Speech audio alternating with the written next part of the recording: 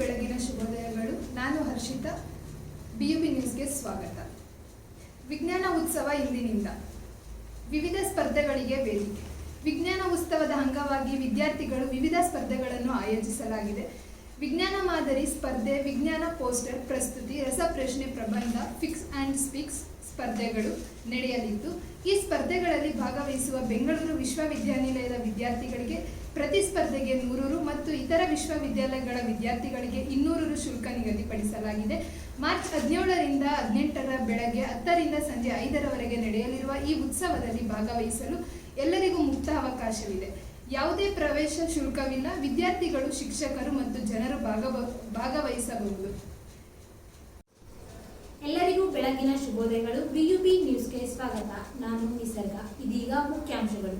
ಮಾತೃತ್ವ 5 ವರ್ಷ ಇಚ್ಛಿಸಿದ ಶಾಲೆ. ವಿಧಾನ ಪರಿಷತ್ನಲ್ಲಿ ಶಾಲಾ ಶಿಕ್ಷಣ ಸಚಿವ ಮಧು ಬಂಗಾರಪ್ಪ ಘೋಷಣೆ. ಎಸ್ಎಸ್ಎಲ್ಸಿ ಪರೀಕ್ಷೆ ನಾಳೆಯಿಂದ. ಲಿಖಿತ ಪ್ರಶ್ನೆಗಳಿಗೆ ಉತ್ತರಿಸಿದ ಸಚಿವರು. ಅಧಿಕಾರಿಗಳ ನಡೆಗೆ ಕಿಡಿ. ಸಭಾಧ್ಯಕ್ಷ ಖಾದರ್ಗೆ ಸಭಾತ್ಯಾಗ. ಬೆಂಕಿ ಅವಘಡ, 10 ಮಂದಿ ಸಾವು. ಖಡಕ್ ಆಸ್ಪತ್ರೆಯಲ್ಲಿ ದುರಂತ. ಪ್ರಧಾನಿಯಿಂದ ಪರಿಹಾರ. ಮಂಗಳೂರಿಗೆ ಬರಲಿದೆ ಎಲ್ಪಿಜಿ ಹೊತ್ತ ಶಿವಾಲಿ. ಸುದ್ದಿಗಳ ವಿವರ.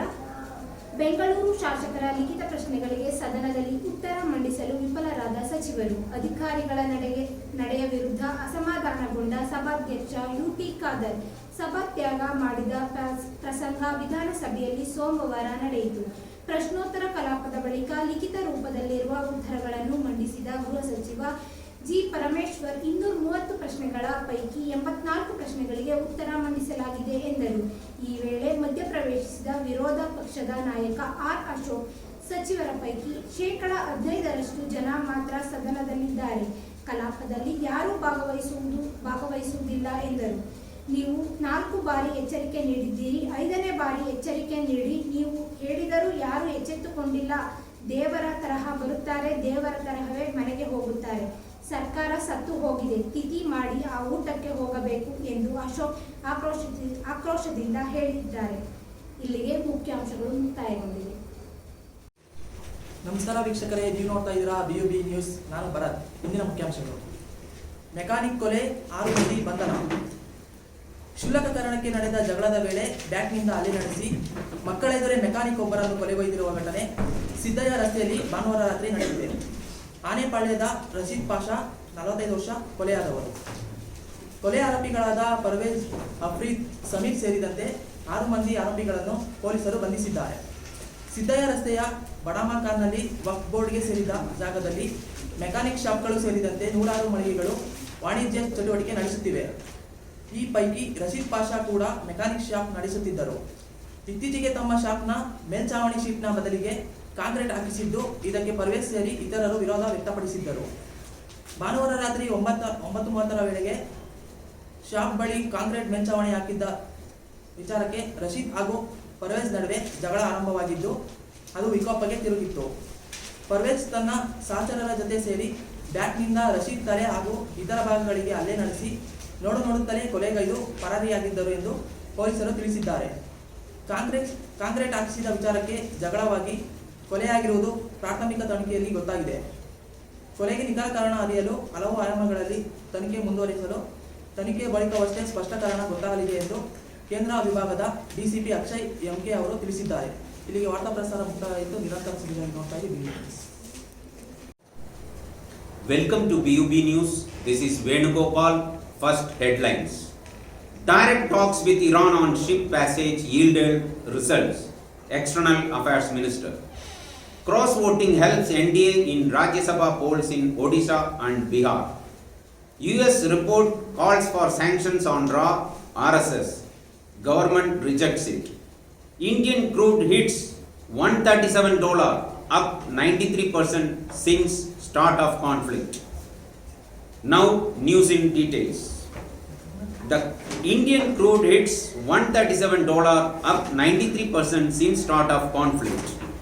The cost of crude for Indian refiners has soared 93% since the conflict in the Gulf broke out on February 28 and hits $136.56 a barrel on Friday, eroding profits for domestic players ranging from Indian Oil, HPCL and BPCL to Reliance Industries. Several countries, including the US, let retail prices rise in line with increase in crude prices. In India, oil companies have so far kept pump prices unchanged and have taken a hit on their margins after pocketing gains for months. It is unlikely that government, which has been ranking in revenue, will make any changes until March 31st to ensure that taxes and fiscal balance are in line with budget targets. This is BUB News. Venugopal. ಎಲ್ಲರಿಗೂ ನಮಸ್ಕಾರ. BUB ನ್ಯೂಸ್ಗೆ ಸ್ವಾಗತ. ನಾನು ರಾಹುಲ್. ಈಗ ಪ್ರಮುಖ ಮುಖ್ಯಾಂಶಗಳು. ಮಾತೃತ್ವ 5 ವರ್ಷ ಇಚ್ಛಿಸಿದ ಶಾಲೆ. ವಿಧಾನ ಪರಿಷತ್ನಲ್ಲಿ ಶಾಲಾ ಶಿಕ್ಷಣ ಸಚಿವ ಮಧು ಬಂಗಾರಪ್ಪ ಘೋಷಣೆ. ವಾರ್ತಾ ವಿವರ. ಹೆರಿಗೆ ರಜೆ ನಂತರ ಕರ್ತವ್ಯಕ್ಕೆ ಮರಳುವ ಶಿಕ್ಷಕಿಯರು ಮಕ್ಕಳ ಪಾಲನೆಗಾಗಿ ತಾವು ಇಚ್ಛಿಸಿದ ಶಾಲೆಯಲ್ಲೇ 5 ವರ್ಷ ಕೆಲಸ ಮಾಡುವ ಅವಕಾಶವನ್ನು ಶಿಕ್ಷಣ ಇಲಾಖೆ ಕಲ್ಪಿಸಿದೆ. ಬಿಜೆಪಿಯ ಅವರು ವಿಧಾನ ಪರಿಷತ್ನಲ್ಲಿ ಸೋಮವಾರ ಕೇಳಿದ ಪ್ರಶ್ನೆಗೆ ಉತ್ತರಿಸಿದ ಶಾಲಾ ಶಿಕ್ಷಣ ಸಚಿವ ಮಧು ಬಂಗಾರಪ್ಪ ಈ ವಿಷಯ ಘೋಷಿಸಿದರು. ಮಗುವಿನ ವಯಸ್ಸು 5 ವರ್ಷ ಪೂರ್ಣಗೊಳ್ಳುವವರೆಗೆ ಅದರ ಲಾಲನೆ ಪಾಲನೆ ಹೆಚ್ಚಿನ ಸಮಯ ನೀಡಬೇಕಾಗುತ್ತದೆ. ಇಲಾಖೆಯ ಮಹಿಳಾ ನೌಕರರು ಮತ್ತು ಅವರ ಮಕ್ಕಳ ಆರೈಕೆ, ಪೋಷಣೆ, ಆರೋಗ್ಯ, ವಿಶ್ರಾಂತಿ ಅಗತ್ಯಗಳನ್ನು ಗಮನದಲ್ಲಿಟ್ಟುಕೊಂಡು ಇಂತಹ ನಿರ್ಧಾರ ತೆಗೆದುಕೊಳ್ಳಲಾಗಿದೆ ಎಂದು ಮಾಹಿತಿ ನೀಡಿದರು. ಕರ್ನಾಟಕದಲ್ಲಿ ಮಹಿಳಾ ಸರ್ಕಾರಿ ನೌಕರಿಗೆ 180 ದಿನಗಳ ವೇತನ ಸಹಿತ ಹೆರಿಗೆ ರಜೆಗೆ ನೀಡಲಾಗಿದೆ. ಈ ಸೌಲಭ್ಯ 2 ಮಕ್ಕಳಿಗೆ ಅನ್ವಯಿಸುತ್ತದೆ. ಜೊತೆಗೆ 6 ತಿಂಗಳ ಶಿಶುಪಾಲನಾ ರಜೆಯನ್ನು ಸರ್ಕಾರಿ ಉದ್ಯೋಗದಲ್ಲಿದ್ದ ಮಹಿಳೆಯರು ತಮ್ಮ ಮಕ್ಕಳಿಗೆ 18 ವರ್ಷ ತುಂಬುವುದರ ಒಳಗೆ ಪಡೆಯಬಹುದು. ಶಿಕ್ಷಕಿಯರು ಹೆರಿಗೆ ರಜೆಯ ಜೊತೆಗೆ ಶಿಶುಪಾಲನೆ ರಜೆಯನ್ನು ಸಂಯೋಜಿಸಿಕೊಂಡು ರಜೆ ತೆಗೆದುಕೊಳ್ಳಬಹುದು. 2 ರಜೆಗಳ ಅವಧಿ ಮುಗಿದ ನಂತರ ಮತ್ತೆ 4 ವರ್ಷ ತಮಗೆ ಅನುಕೂಲವಾಗುವ ಶಾಲೆಗಳಿಗೆ ಸ್ಥಳ ನಿಯೋಜನೆ ಮಾಡಿಕೊಳ್ಳಬಹುದು. ಒಂದೇ ಶಾಲೆಗೆ ಹೆಚ್ಚಿನ ಶಿಕ್ಷಕರು ಬೇಡಿಕೆ ಸಲ್ಲಿಸಿದರೆ ಕೌನ್ಸಿಲಿಂಗ್ ಮೂಲಕ ಸ್ಥಳ ನಿಯುಕ್ತಿ ಆದೇಶ ನೀಡಲಾಗುವುದು ಎಂದರು. 15 ದಿನಗಳ ಒಳಗೆ ರಜೆ ಮಂಜೂರು. ಹೆರಿಗೆ ಮತ್ತು ಶಿಶುಪಾಲನಾ ರಜೆಗೆ ಶಿಕ್ಷಕಿಯರು ಅರ್ಜಿ ಸಲ್ಲಿಸಿದ 15 ದಿನಗಳ ಒಳಗೆ ಕ್ಷೇತ್ರ ಶಿಕ್ಷಣಾಧಿಕಾರಿಯು ಅನುಮೋದನೆ ನೀಡಬೇಕು. ನಿಗದಿತ ಅವಧಿಯ ಒಳಗೆ ರಜೆ ಮಂಜೂರು ಮಾಡದೇ ಇದ್ದರೆ ಮೇಲಾಧಿಕಾರಿಗೆ ದೂರು ನೀಡಬಹುದು. ಇಂತಹ ಪ್ರಕರಣಗಳು ತ್ವರಿತವಾಗಿ ಇತ್ಯರ್ಥ ಮಾಡಲು ಸೂಚನೆ ನೀಡಲಾಗಿದೆ ಎಂದು ಹೇಳಿದರು. ಅತಿಥಿ ಶಿಕ್ಷಕರ ಬಳಕೆ. ಶಿಕ್ಷಕರು ಸುದೀರ್ಘ ಅವಧಿ ಹೆರಿಗೆ ಶಿಶುಪಾಲನಾ ರಜೆ ಪಡೆಯುವಾಗ ಅದರ ಬದಲಿಗೆ ಅರ್ಹ ಪ್ರತಿಭಾವಂತ ಅತಿಥಿ ಶಿಕ್ಷಕರ ನೇಮಕ ಮಾಡಿಕೊಳ್ಳಲಾಗುವುದು. ಮಕ್ಕಳ ಕಲಿಕೆಗೆ ತೊಂದರೆಯಾಗದಂತೆ ಕ್ರಮ ವಹಿಸಲಾಗುವುದು ಎಂದು ಮಧು ಬಂಗಾರಪ್ಪ ಭರವಸೆ ನೀಡಿದರು. ಇದು ಇವತ್ತಿನ ಸ್ಟಾಪ್. ನಿರಂತರ ಸುದ್ದಿಗಾಗಿ ನೋಡ್ತಾ ಇರಿ BUB ನ್ಯೂಸ್. ನಮಸ್ಕಾರ, ನೀವು ನೋಡ್ತಿದ್ದೀರಾ BUB ನ್ಯೂಸ್. ನಾನು ವೆಂಕಟೇಶ್. ಮೊದಲಿಗೆ ಈ ಕ್ಷಣದ ಹೆಡ್ಲೈನ್ಸ್. ಸಭಾಧ್ಯಕ್ಷರ ಖಾದರ್ ಸಭಾತ್ಯಾಗ. ವಾರ್ತೆ ವಿವರ. ಶಾಸಕರ ಲಿಖಿತ ಪ್ರಶ್ನೆಗಳಿಗೆ ಸದನದಲ್ಲಿ ಉತ್ತರ ಮಂಡಿಸಲು ವಿಫಲರಾದ ಸಚಿವರು ಅಧಿಕಾರಿಗಳ ಪಡೆಯ ವಿರುದ್ಧ ಅಸಮಾಧಾನಗೊಂಡ ಸಭಾಧ್ಯಕ್ಷ UT ಖಾದರ್ ಸಭಾತ್ಯಾಗ ಮಾಡಿದ ಪ್ರಸಂಗ ವಿಧಾನಸಭೆಯಲ್ಲಿ ನಿನ್ನೆ ನಡೆಯಿತು. ಪ್ರಶ್ನೋತ್ತರ ಕಲಾಪದ ಬಳಿಕ ಲಿಖಿತ ರೂಪದಲ್ಲಿರುವ ಉತ್ತರಗಳನ್ನು ಮಂಡಿಸಿದ ಗೃಹ ಸಚಿವ G. ಪರಮೇಶ್ವರ್ 230 ಪ್ರಶ್ನೆಗಳ ಪೈಕಿ 84 ಪ್ರಶ್ನೆಗಳಿಗೆ ಉತ್ತರ ಮಂಡಿಸಲಾಗಿದೆ ಎಂದರು. ಈ ವೇಳೆ ಮಧ್ಯಪ್ರವೇಶಿಸಿದ ವಿರೋಧ ಪಕ್ಷದ ನಾಯಕ R. ಅಶೋಕ್ ಸಚಿವರ ಪೈಕಿ 15% ಜನ ಮಾತ್ರ ಸದನದಲ್ಲಿದ್ದಾರೆ, ಕಲಾಪದಲ್ಲಿ ಯಾರೂ ಭಾಗವಹಿಸುವುದಿಲ್ಲ ಎಂದರು. ನೀವು 4 ಬಾರಿ ಎಚ್ಚರಿಕೆ ನೀಡಿದ್ದೀರಿ, 5ನೇ ಬಾರಿ ಎಚ್ಚರಿಕೆ ನೀಡಿ ನೀವು ಏನು ಹೇಳಿದರೂ ಯಾರು ಎಚ್ಚೆತ್ತುಕೊಂಡಿಲ್ಲ. ದೇವರ ತರ ಬರುತ್ತಾರೆ, ದೇವರ ತರ ಹೋಗುತ್ತಾರೆ. ಸರ್ಕಾರ ಸತ್ತು ಹೋಗಿದೆ, ತಿಥಿ ಮಾಡಿ ಆ ಊಟಕ್ಕೆ ಹೋಗಬೇಕು ಎಂದು ವಿರೋಧ ಪಕ್ಷದ ನಾಯಕ ಅಶೋಕ್ ತೀವ್ರ ಆಕ್ರೋಶದಿಂದ ಹೇಳಿದರು. ಇಲ್ಲಿಗೆ ಈ ವಾರ್ತೆ ಮುಕ್ತಾಯವಾಯಿತು. ನಿರಂತರವಾಗಿ ವೀಕ್ಷಿಸಿ BUB ನ್ಯೂಸ್. ಶುಭೋದಯ. BUB ನ್ಯೂಸ್ಗೆ ಸ್ವಾಗತ. ನಾನು ಬಸವರಾಜ್. ಇದೀಗ ಮುಖ್ಯಾಂಶಗಳು. ಗೃಹ ಬಳಕೆ ವಿದ್ಯುತ್ ಶುಲ್ಕ ಏರಿಕೆ ಇಲ್ಲ. ವಾರ್ತೆಗಳ ವಿವರ.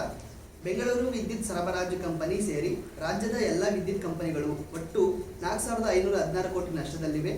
ಆದರೂ ಏಪ್ರಿಲ್ 1ರಿಂದ ಗೃಹ ಬಳಕೆಯ ವಿದ್ಯುತ್ ದರ ಹೆಚ್ಚು ಮಾಡಿಲ್ಲ ಎಂದು ಸಭಾನಾಯಕ NS ಬೋಸರಾಜು ಹೇಳಿದರು.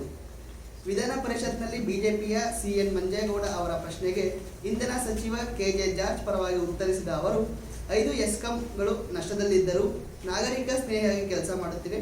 ಕರ್ನಾಟಕದ ವಿದ್ಯುತ್ ಶಕ್ತಿ ನಿಯಂತ್ರಣ ಆಯೋಗವು 2025ನೇ ಮಾರ್ಚ್ನಲ್ಲೇ 2027-28ನೇ ಸಾಲಿನವರೆಗೆ ಬಹುವಾರ್ಷಿಕ ದರ ಪರಿಷ್ಕರಣೆ ಆದೇಶ ಹೊರಡಿಸಿತ್ತು. ಅದೇ ವರ್ಷದ ನವೆಂಬರ್ನಲ್ಲಿ ಸಲ್ಲಿಸಿದ್ದ ಪ್ರಸ್ತಾವನೆಯಲ್ಲಿ ಗೃಹ ಬಳಕೆ ವಿದ್ಯುತ್ ಶುಲ್ಕ ಹೆಚ್ಚಿಸುವ ಯಾವುದೇ ಪ್ರಸ್ತಾವ ಇಲ್ಲ ಎಂದು ಮಾಹಿತಿ ನೀಡಿದರು. ಇಲ್ಲಿಗೆ ವಾರ್ತಾ ಪ್ರಸಾರ ಮುಕ್ತವಾಗಿತ್ತು. ನಿರಂತರ ಸುದ್ದಿಗಾಗಿ ನೋಡ್ತಾ ಇರಿ BUB ನ್ಯೂಸ್. ಧನ್ಯವಾದಗಳು. Good morning and welcome to BUB News. Today's news. Cross voting helps NDA in RS polls in Odisha, Bihar. Rajya Sabha elections Monday accentuated the opposition's inability to hold its rank in absentee legislatures costing the Grand Alliance a seat in Bihar, cross-voting delivering a bonus seat to BJP in Odisha, and a dispute overall ballot secrecy leaving the pool outcome in Haryana hanging. Thank you. This is Akampan signing off from BUB News, Bangalore.